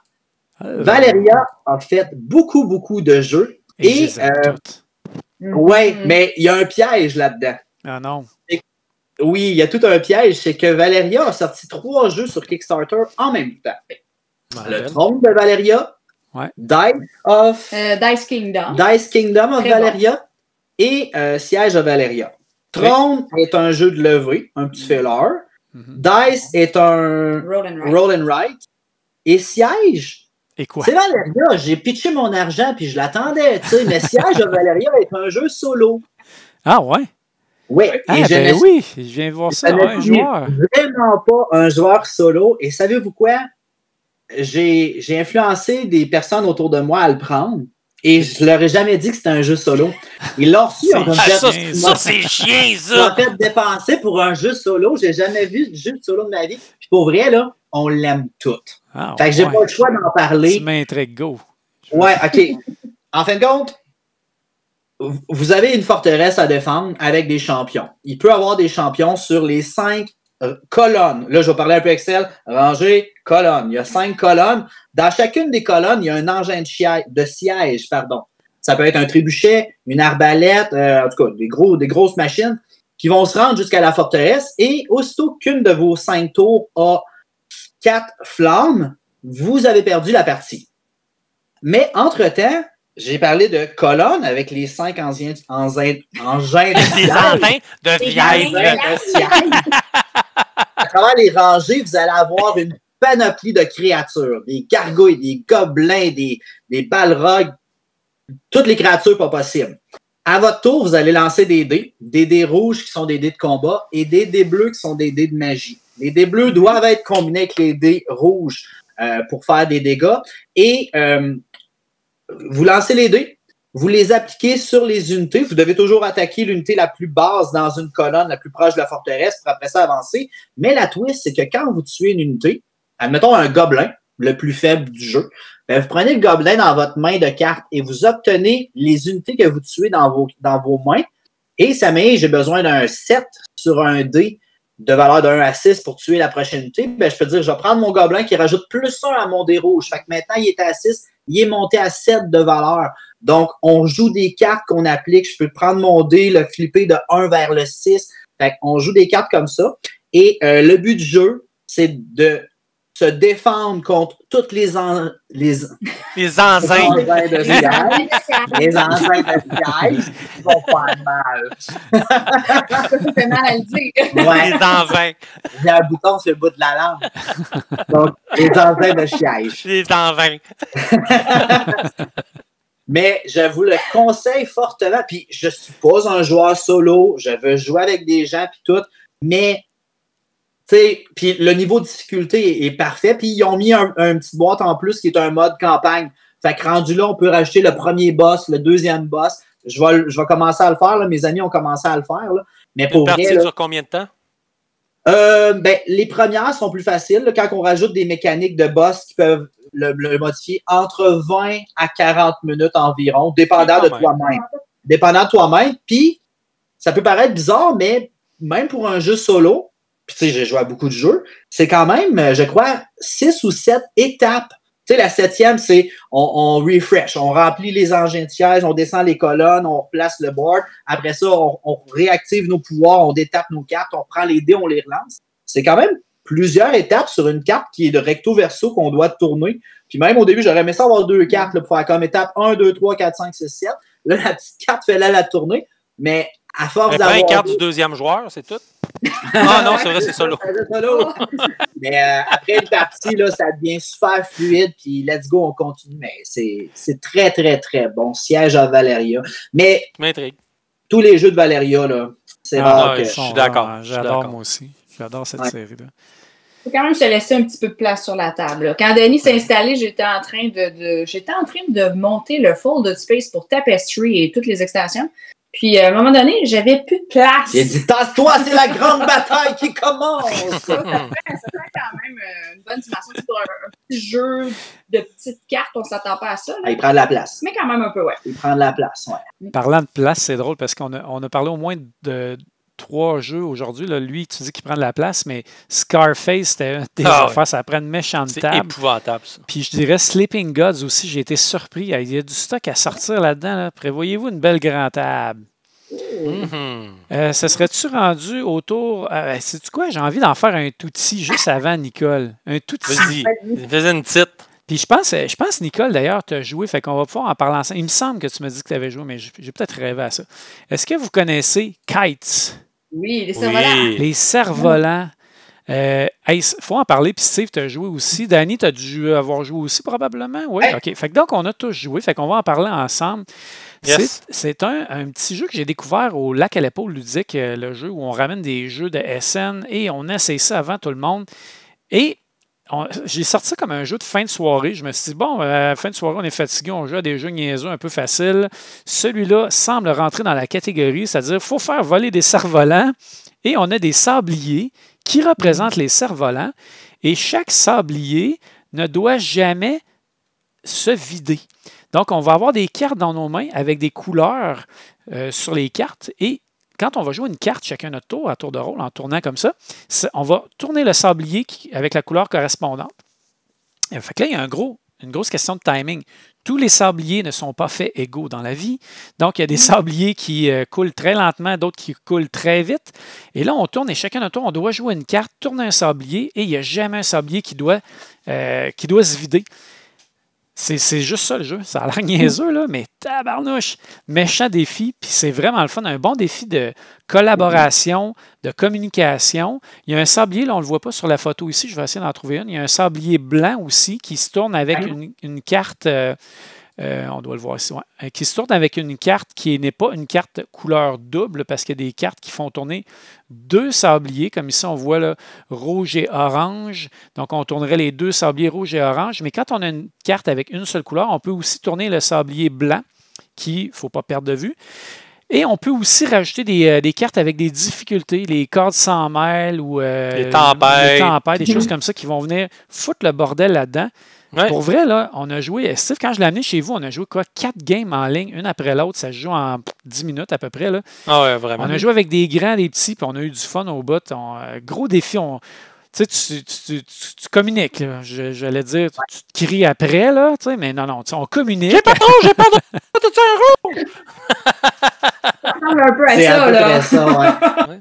Je trouve que ça va chercher le feeling, mettons, de Kitchen Rush ou ces jeux-là, mais simplifié. Fait que tu peux aller chercher le même feeling, mais avec beaucoup moins de lourdeur, mettons, de complexité. Ouais. Puis le stress est dans les 2 jeux, tu sais, Kitchen Rush ou MD Rush, je crois. Ouais. Là, tu as quelque chose à faire. Là, en fin de compte, c'est simplement le vecteur de stress, c'est le sablier. C'est toujours le sablier qui en reste le moins. Puis des fois, tu peux te dire, je vais attendre encore 2 secondes le temps qu'il se vide vraiment comme du monde parce que quand je vais leur virer de bord, là, tu vas avoir bien plus de sable en haut qu'en bas. Là, toi, tu ne sais pas là, que tu es en train de penser à ça. Fait dépêche. Non, attends, on se calme. Attends, mais moi, j'ai l'autre couleur! Mais c'est quand. Ce qui est cool, c'est quand tu dis le mauve. Là, les 2 joueurs qui vont jouer après, j'ai pas de mauve. Ah, tabarnak, je joue n'importe quoi. Go. Moi, j'en ai un. T'es le 3e dans le fil. Ah oui, vraiment.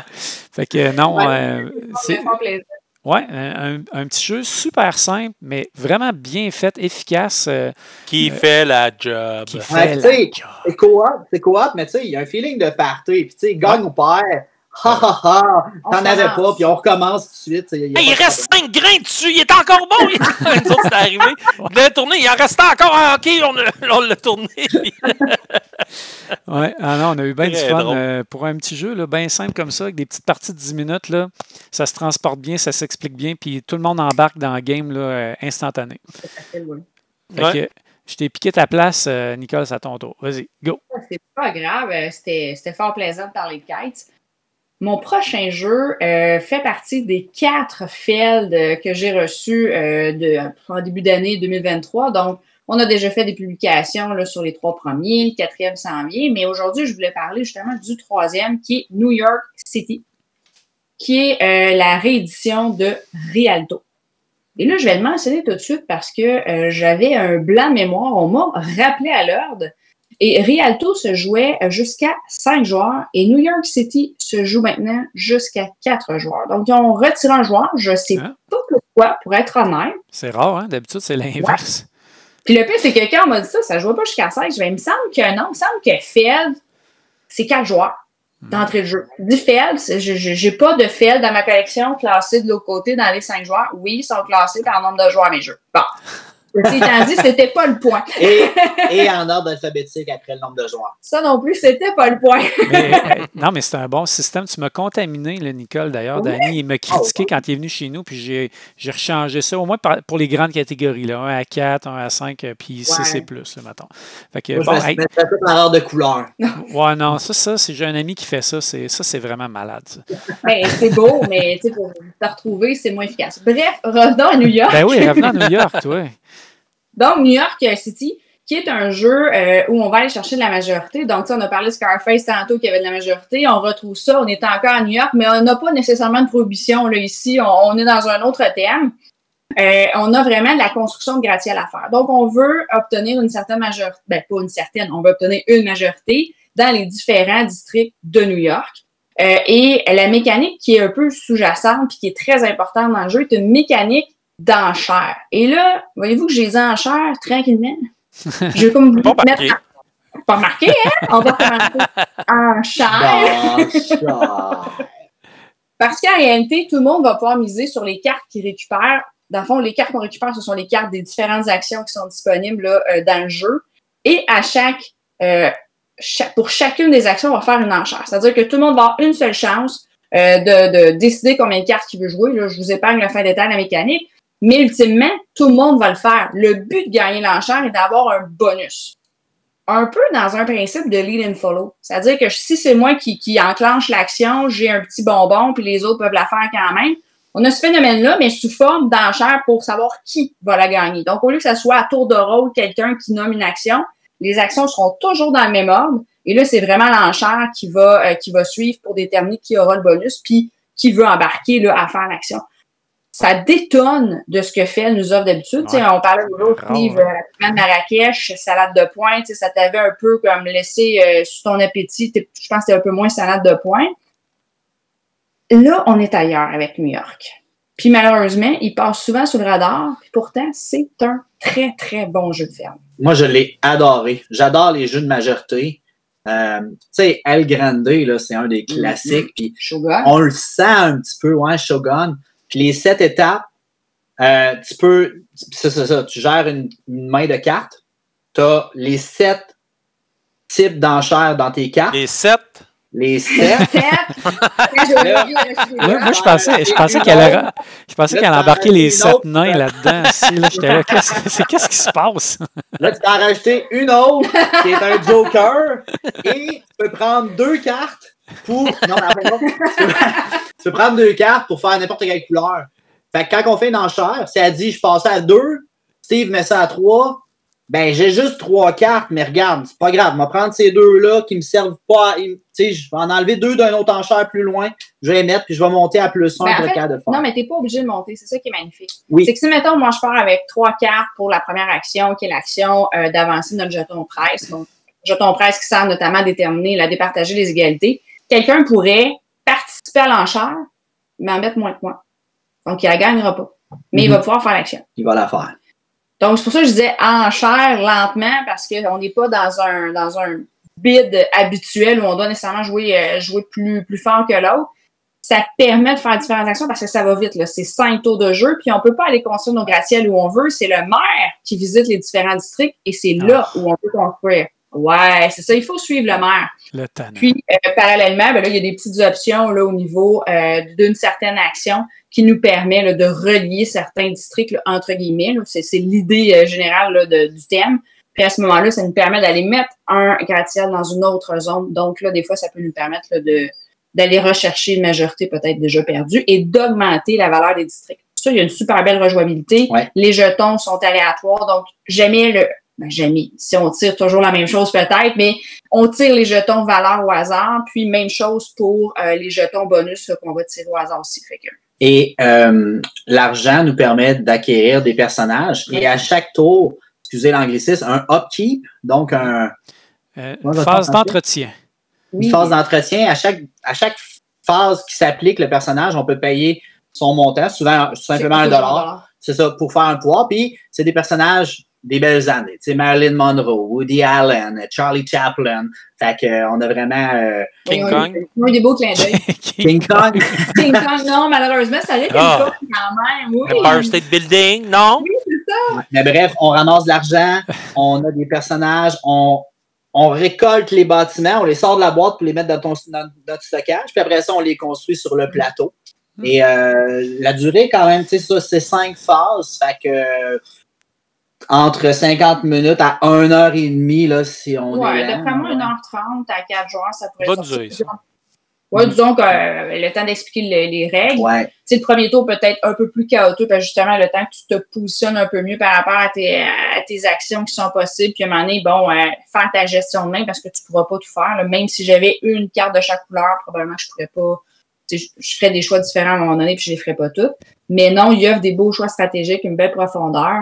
Puis oui, c'est ça. Souvent, on passe sous le radar parce qu'on est moins dans la salade de points traditionnelle. Mais très, très bon jeu. J'étais contente d'y rejouer et d'avoir maintenant ma propre copie. Avec tout ça, il nous reste 2 jeux à parler. 2 jeux qu'on va faire assez rapidement, mais 2 jeux fort intéressants que je ne voudrais pas oublier parce que c'est 2 des bons jeux qu'on a joués dans le mois de mars. Et je pense qu'on a tous été plusieurs à y jouer, fait qu'on va pouvoir en parler tous ensemble. On va commencer ça avec, justement, on parle de Feld avec sa quantité de jeux euro, mais on a aussi Pfister qui a aussi une très grande et belle quantité de jeux euro style allemand à nous proposer. Et on a essayé, Steve, ça a été ton coup de cœur du mois de mars d'ailleurs, Sky Mines au mois de mars. Moi, j'ai joué avec mon groupe ici. On a joué ensemble, Steve, Danny, Nicole. Je ne sais pas si vous avez joué à Sky Mines. Pas encore, mais à cause de Steve Nail, je m'en suis procuré une copie. Ah! Ben, vous ne le regretterez pas parce que c'est un excellent jeu. Steve, je vais te laisser en parler parce que ça a été ton coup de cœur. Juste vous rappeler que c'est une réédition du jeu Mombasa qui est un excellent jeu que les gens avaient beaucoup aimé. sauf moi et Steve qui nous avait un petit peu laissé sur notre appétit, mais qui avait une thématique, disons, qui n'était plus au goût du jour. Donc, ils ont décidé de refaire quelque chose. Au lieu d'exploiter des êtres humains, on exploite la Lune puis des planètes. Ça passe mieux. Aujourd'hui, on verra un jour si ça sera moins bon comme thème. Mais bref, c'est encore un jeu où on achète des actions. On va multiplier ça par le nombre de comptoirs qu'on va avoir sur les astéroïdes ou la Lune. Et celui qui va ramasser le plus de cash va gagner. Et il faut le dire, c'est efficace, c'est bien packagé, c'est un beau jeu. Steve, qu'est-ce que tu as pensé de tout ça? Ben, c'est pas pour rien que ça a été un de mes coups de cœur. Je trouvais qu'il était facile à suivre. Il est bien monté. Tu as tes cartes, un peu ton deck building, et tu choisis un peu les cartes que tu vas mettre, puis que tu débloques. En plus, tu vas débloquer des espaces pour pouvoir jouer plus de cartes à un moment donné. Et selon les cartes que tu as jouées, c'est là que tu vas décider dans quelle compagnie, dans le fond, que tu vas... Pas juste investir, mais que tu vas aider à développer parce que tu as peut-être plus d'actions dans l'une ou dans l'autre, ou quelqu'un qui t'a pas investi dans une puis qui en a un qui commence à la faire évoluer un peu trop, ben là, tu vas prendre une autre entreprise pour la manger un peu puis le tasser, éliminer certains de ses bâtiments. Donc, et vraiment... l'entreprise appartient à personne, elle appartient à tout le monde. C'est ça, exactement. C'est ça la beauté du jeu. Exact. Fait que tu essaies de faire évoluer les entreprises que tu as les meilleures actions dedans. Puis tu as quand même d'autres tracks de scoring, qui est quand même d'autres tracks de points qui sont quand même bien intéressantes. C'est-tu les gaz ou... tu sais, c'est celui-là qui est... tu as l'hélium 3, l'espèce de l'hélium, gaz. Tu as la recherche aussi là, que tu vas pouvoir exactement, développer. Donc que tu veux faire avancer, puis qui est des points vraiment non négligeables. Tu sais, que tu veux faire avancer, tu peux pas laisser les autres évoluer bien là-dedans, puis toi, pas y aller. Je te dirais qu'il faut quand même que tu investisses là-dedans, mais ça se fait d'emblée avec les cartes qui te restent. À un moment donné, tu n'as pas le choix de les jouer.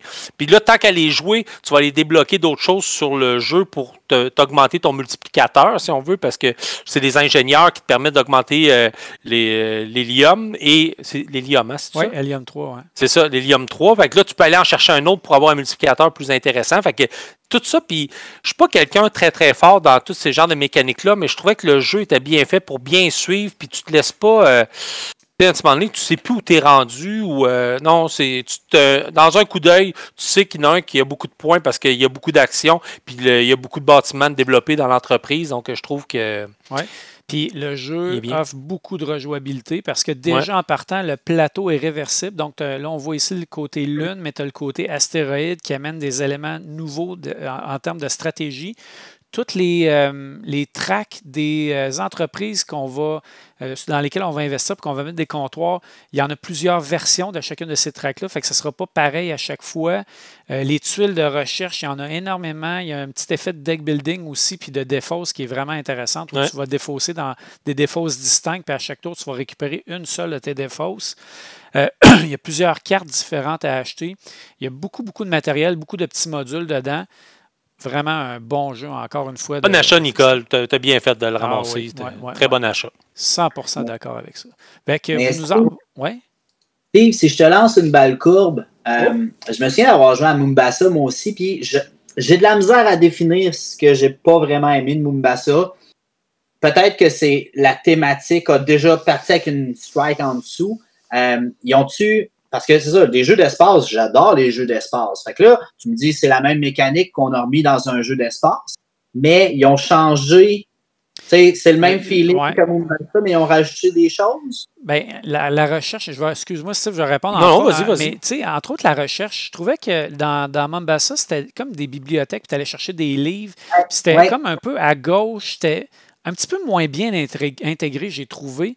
Je trouvais que là, dans Sky Mines, la recherche est sur ton plateau de joueurs, c'est mieux intégré, mieux visible, puis je trouve que le jeu était plus fluide. Ça s'expliquait bien, c'était plus fluide, puis ça s'enlignait bien. Steve, je ne sais pas si tu te souviens de ta partie de Mombasa, ça fait quand même longtemps. Là, mais... Oui, ça fait longtemps, puis tu sais, je dirais que c'est dans mes premiers jeux lourds, je vais l'appeler lourd, là, ou différents que j'ai joué. Là, on parle de mes débuts dans les jeux nouvelle ère, si on veut. Là.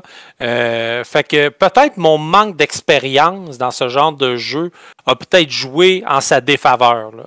Fait que parce que moi, dans mon souvenir, je savais même pas où ce que j'étais rendu, ou les points. Plus d'un qui. J'avais investi à une place, puis je m'étais fait démolir. Là, tout le monde avait tout enlevé les bâtiments, puis avait vraiment développé sa map ailleurs. Puis j'avais très subi de mémoire dans cette partie-là. Fait que ça m'avait laissé un goût très amer de ce jeu-là. Ce que j'ai pas senti dans cette partie-là. Mettons contre Jeff, j'ai perdu, mais ça s'est joué vraiment sur la finale. Ça a été très serré sur certaines cartes qu'il allait chercher. J'avais beaucoup d'actions sur celle qui était le plus développée. J'ai fait beaucoup de points là, mais Jeff avait développé plus, mettons, justement dans l'Hélium, il avait fait plus de points à ce niveau-là. Puis les recherches aussi, il avait été assez fort. Puis tu vas chercher aussi des cartes de scoring de fin de partie. Puis là aussi, tu peux te faire jouer. Fait que vraiment, très bon. Excellent jeu. Et on va terminer ça, les amis, avec un jeu auquel on a joué les 4. Donc, en anglais, Wayfarer of the South Tigris, les voyageurs du Tigre du Sud. Donc, tout le monde a joué. C'est dans la fameuse série, très populaire série de l'Ouest. Maintenant, ils sont rendus au Sud. Donc, Paladin, Architecte, qu'est-ce qu'on a aussi? Vicomte. Puis là, bon, ils sont rendus avec le Sud, puis ils s'en viennent avec d'autres. Évidemment, ils vont y aller à fond de train là, dans cette série-là. C'était le premier de la série Tigre du Sud. Et comment vous avez trouvé ça, Nicole et Danny? Vas-y. Oh. On n'a pas du tout le même avis sur ce jeu. Non. Je m'excuse. Elle me laisse commencer, je vais prendre la balle. J'aime pas la tendance, la direction où est-ce qu'ils s'en vont. J'ai l'impression que là, on parle de Wayfarer, puis j'adore les gros jeux, mais j'ai l'impression que chaque jeu, le nouveau qui sort, ils se disent, on est capable de rajouter du stock, on est capable de rajouter des mécaniques, on est capable... Tout le temps, ouais. Là, il y en a beaucoup, là, puis on explique des jeux de société des fois, c'est pas, on l'a pas eu, non, mais je veux dire, dans des conventions, je veux dire, tu sais, il y a des jeux que tu prends les règles, puis 1, 2, 3, 4, vous savez jouer, vous êtes autonome, si vous avez une petite question, je suis là, tu sais, là. Mais non, Wayfarer, là, assis-toi, je vais t'expliquer. Oui. Puis c'est le fun, tu sais, je veux dire, c'est le fun d'avoir un challenge intellectuel. Ouais, challenge intellectuel. Moi, j'aime ça avoir ce genre de choses. Et, tu sais, il y a beaucoup, beaucoup d'options pour faire beaucoup de choses. Mais je me souviens des premiers de la série, Pillards de la mer du Nord et d'autres, que, tu sais, il y avait plusieurs options. Mais c'était un feeling plus léger, puis j'étais comme, j'ai du fun à jouer Pillards de la mer du Nord, qui est léger, puis tout. C'était une de leurs forces, d'ailleurs, je trouvais. C'est ce que j'aimais de cette série-là, c'est qu'ils prenaient des mécaniques qui n'étaient pas nouvelles, mais ils les implémentaient d'une façon originale, intéressante et amusante. Effectivement, plus on avance dans leur production de jeu, dans leur série, on dirait plus on complexifie le jeu. Et ce jeu-là, mécaniquement, il n'est pas si complexe que ça. Moi, je le trouve moins complexe que Paladin, mettons, à comprendre comment je vais y arriver et tout ça. Mais c'est un enfer à expliquer parce qu'il y a à peu près 28 symboles différents qu'il faut que tu apprennes, que tu retiennes. Donc, ça le rend quand même complexe à expliquer. Mais moi, j'ai eu du fun. Honnêtement, j'ai bien aimé. Je n'étais pas trop certain avant ma première partie où est-ce que je m'en allais avec ça. Puis quand j'ai commencé à saisir un petit peu toute la patente, j'ai trouvé que c'était quand même intéressant. Puis j'ai bien aimé l'espèce de petite économie fermée des workers, des ouvriers, où ce que tu as des ouvriers. Ils sont à tout le monde. C'est ça, tes dépenses, puis après ça, tu récupères en ramassant les cartes. Fait que là, ça te fait des ouvriers. Puis il y a même quelqu'un qui me racontait qu'il avait joué avec quelqu'un qui avait gardé tous les ouvriers pour lui. Ils les avaient pas réutilisés, fait qu'il y avait plus d'ouvriers après dans la game. Fait que tu sais, il y a des choses quand même intéressantes qu'on peut faire avec le jeu. Mais je vais dire, il est buzzy. Là. Il y a beaucoup de stock là, vraiment à regarder, mais moi, j'ai bien aimé. Au final, là, je pense que je l'ai trouvé intéressant, puis j'y rejouerais n'importe quand, là, sans problème. Est-ce que c'est mon préféré de la série, c'est autre chose? Ben, c'est ça, j'allais dire. Honnêtement, Wayfarer, quelqu'un qui achète Wayfarer aujourd'hui, c'est nécessairement qui a vu ou connu ou essayé les autres jeux. Tu sais, une fois que ben oui, il faudrait. Parce qu'il va trouver ça rough. C'est ça, puis c'est pas mauvais, là, puis je veux dire, moi aussi, là, Jeff, tu dis que tu as eu du plaisir, puis j'ai eu du fun à jouer, puis tout, mais ce n'est pas mon préféré de la série, puis si j'ai à le conseiller à quelqu'un, ça se peut que ce soit précisément le type de jeu pour une personne que tu fais comme, oui, je te le conseille, achète-le, mais dans toute la gamme, ben j'ai pas le choix de dire, ben non, toi, tu vas préférer celui-là, puis toi plus celui-là, puis toi plus celui-là. Mm-hmm. Ben, moi, je vous rejoins, Jeff et Danny, sur 2 points. C'est-à-dire, expliquer ce jeu-là, c'est pas simple. Quand j'ai lu le livre de règles la première fois, puis il y allait vraiment par concept. Tu sais, on est souvent les livres de règles, bon, vous faites ceci, voici les différentes actions possibles, blablabla, bon, phase d'entretien, par exemple, puis on recommence, etc.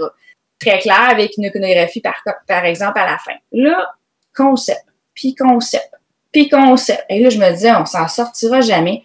Pour vrai, j'ai voulu expliquer le jeu la première fois en y allant vraiment par les actions. Mais quelle erreur! Ça a été pénible. C'est ta partie que tu as jouée. Depuis ce temps-là, je ne veux plus rejouer. Je vous le dis. Je l'ai réexpliqué par après. Je l'ai rejoué. Je l'ai vraiment expliqué vraiment par concept. Et là, en repartant un peu de la base, en partant du plateau joueur, puis là, en débordant vers les autres, vers les tentacules finalement du jeu. Parce que je pense que c'est ce qui s'approche jusqu'à présent le plus d'un genre de sandbox, dans le sens que tu peux faire plein de choses. Oui, il y a une certaine direction là, au niveau du plateau central là, avec les encriers, mais autrement, les cartes que tu vas aller sélectionner, il y a tellement de trucs auxquels tu peux t'accrocher. L'histoire, bon, justement, les ouvriers, Jeff t'en parlait tantôt, c'est celui qui est le moins linéaire, je vais le dire comme ça. J'ai trouvé que, visuellement, il était super beau. En tout cas, tu sais, le principe de développer ton terrain après les étoiles en haut, tu regardes ton board, là, wow, là, c'est super cool. Mais mon Dieu, tu regardes, si je fais quoi pour mon premier tour? Puis l'autre affaire, moi, qui m'agace dans ces jeux-là, je sais que je suis rendu d'un point.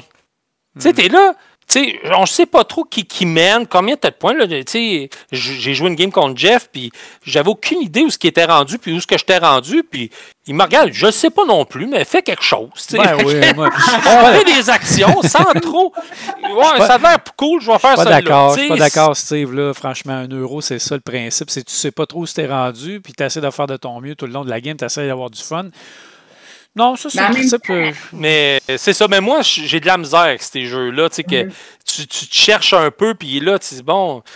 Puis vers la fin, là, il y a comme une course. On dirait que là, quand on arrive dans les derniers tours du jeu, c'est là que tu commences à avoir un peu plus les points où ce qu'ils sont. Puis là, OK, là, les multiplicateurs, les petites comètes multipliées par là, toutes les. Mais au début, c'est qu'à la fin que tu catches. Puis là, au début, tu fais un peu n'importe quoi. Tu remplis un peu. Dans le fond, ce que je faisais, puis je pense qu'on fait toute la même affaire, c'est que tu vas chercher tes objectifs, faire avancer ton encrier. Ouais. Si tu as pris une traque et tu as besoin justement des îles, mais là, tu vas te dépêcher d'aller chercher des îles pour pouvoir le faire avancer encore. Fait que l'encrier te donne un peu ta direction à prendre. Mais les points, j'avais aucune idée où je t'ai rendu. Puis finalement, ça a fini comment, Steve? C'est juste parce qu'on a souvent des parties filmées, moi puis Steve, puis il gagne tout le temps, mais quand c'est pas filmé, ça a fini comment, non? Moi, j'ai gagné. C'est Danny. Non. J'ai gagné. Dis-le, Steve. Jeff, il a gagné. Mais c'est pas filmé, fait que ça compte pas. Il n'y a pas de preuve. Mais c'est écrit dans mon téléphone. Il est écrit dans le mien aussi. Je te la laisse, la victoire. Good. Ben, à moins que quelqu'un d'autre ait quelque chose à rajouter par rapport à Voyageurs des Tigres du Sud, c'est ce qui mettrait fin à notre revue du mois de mars. Tout ça, écoute, on a passé, je n'ai pas compté, mais vraiment beaucoup de jeux. Ouais. On est à 1h25 environ, là, 1h20. C'est très, très bien. Ça a duré d'un film, ça. Ouais, ben oui. Ça a été super. Avec Tom Cruise. Ah ouais, il revient avec Top Gun. Ça. Maverick. Il est temps qu'on arrête ça. Mais on avait des engins! Un film avec des engins de guerre!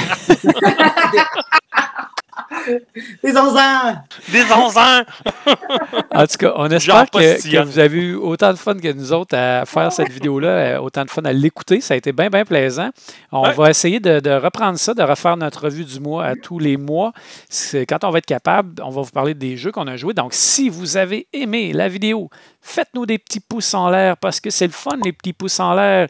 N'oubliez pas de vous abonner non plus parce que c'est important pour être averti quand on va mettre des nouvelles vidéos en ligne. Et vous avez dû remarquer d'ailleurs qu'on a augmenté un petit peu la vélocité grâce à Nicole et Danny. On publie maintenant régulièrement toutes les semaines, au moins une fois par semaine. Donc, suivez-nous. Et laissez-nous des commentaires, c'est toujours un plaisir.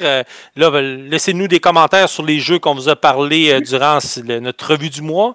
Est-ce que... Il y a des demandes de jeux qui veulent qu'on donne notre point de vue collectif. Là, écrivez-nous ça en commentaire. Ah oui, ça peut être bien intéressant. Ça serait de quoi vous voulez qu'on parle? Oui, exactement. Un autre jeu de siège. De siège. Des enfants de piège. Sur ces belles paroles, on vous dit salut tout le monde, à la prochaine. Ciao. Allez tout le monde! Bon siège!